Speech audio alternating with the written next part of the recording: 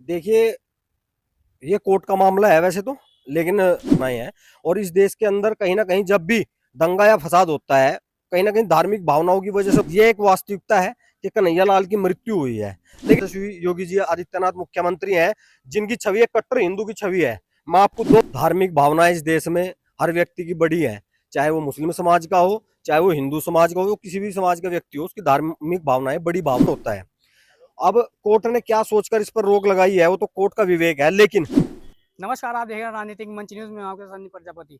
जिस तरह से उदयपुर फाइल को लेकर घमासान मचा हुआ है, तमाम जो बड़े बड़े नेता हैं वो सुप्रीम कोर्ट जाकर उस पर रोक लगाने का काम करे। अभी कपिल सिब्बल सुप्रीम कोर्ट पहुंचे हैं और उदयपुर फाइल पर रोक लगाने की आवाज़ उठाई है। उसी पर बातचीत करने के लिए करनी सेना के प्रदेश अध्यक्ष हमारे साथ मौजूद हैं।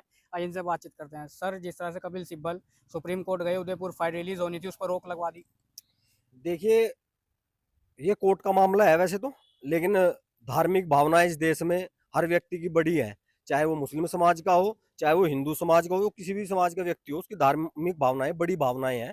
और इस देश के अंदर कहीं ना कहीं जब भी दंगा या फसाद होता है, कहीं ना कहीं धार्मिक भावनाओं की वजह से होता है।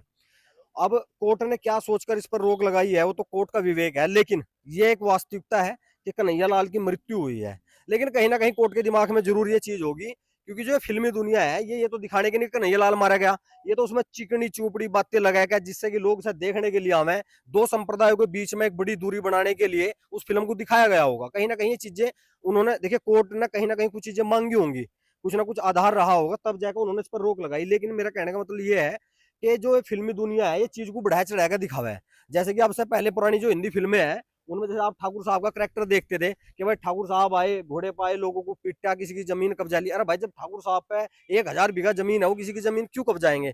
लेकिन क्या होता है कि उसे मसाला देने के लिए सब चीजें दिखानी पड़ेगा रहती। तो हो सकता है कि फिल्म में कहीं ना कहीं मसाला ज्यादा दिखाया गया हो और सुप्रीम कोर्ट को लगा हो कि इसकी वजह से देश के अंदर कुछ गलत हो सकता है, तो इसलिए उन्होंने उस पर रोक लगा दी होगी। 2022 में नपुर शर्मा का बयान आया था, उसको लेकर उन्होंने समर्थन किया था। उसके बाद सर तन से जुदा के नारे लगाकर उनकी जो गर्दन उतार दी गई थी।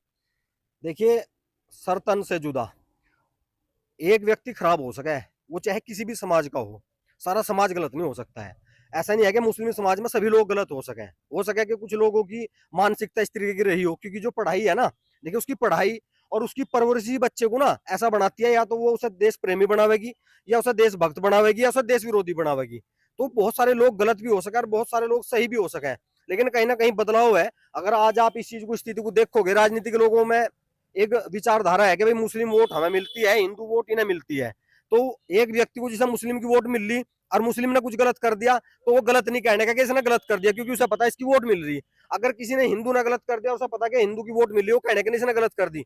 हमें अगर वाकई में तालमेल बनाना है और वाकई में देश के अंदर एक अच्छा माहौल बनाना है, तो हमें ये देख के भी ना कि गलती किस धर्म के लोगों ने करी है। जिसने भी गलती करी हो उसके खिलाफ गलत बात अगर उसने कही है, तो उसका गलत का पक्ष धर्म नहीं होना चाहिए, चाहे वो राजनीतिक दल हो, चाहे वो सामाजिक संगठन हो, या वो सामाजिक व्यक्ति हो। तमाम हिंदू संगठन कह रहे हैं सिर्फ एक काले एक नपुर शर्मा को सपोर्ट करने पर गर्दन उतार दिए, लेकिन वही वही मुस्लिम समाज जो है तमाम देशों के यहाँ झंडे लहराता है, नारेबाजी करता है। क्या वो सही है?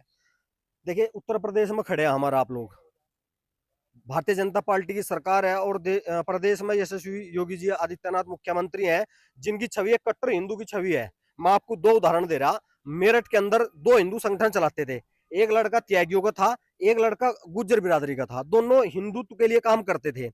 दोनों ने जब बांग्लादेशी मुद्दा चला, दोनों ने बांग्लादेश के जो मुसलमान थे उनके साथ दुर्व्यवहार कर दिया।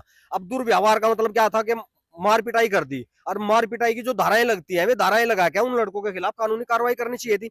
हुआ क्या, उनके खिलाफ एनएसए की कार्रवाई हुई। किस सरकार ने करी? उत्तर प्रदेश की भाजपा सरकार ने। मतलब आप माइक पे कुछ कहोगे, धरातल पे कुछ कहोगे, धरातल पे करवाओगे कुछ। भाई, आज हमारे अंदर अगर गाय के प्रति, हिंदू धर्म के प्रति, ब्राह्मण के प्रति, या हिंदू समाज के प्रति अगर आज कोई भावनाएं हैं, उसे पैदा करने वाले भी तो ये लोग थे।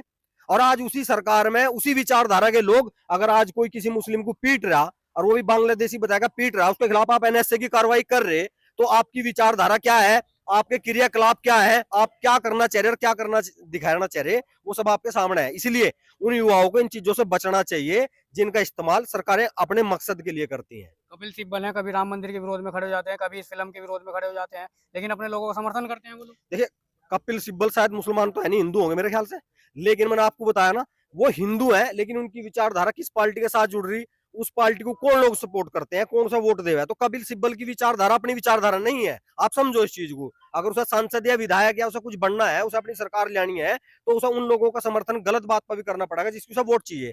यही तो हो रहा है इस देश के अंदर, आप गलत बात का भी समर्थन कर रहे भाई।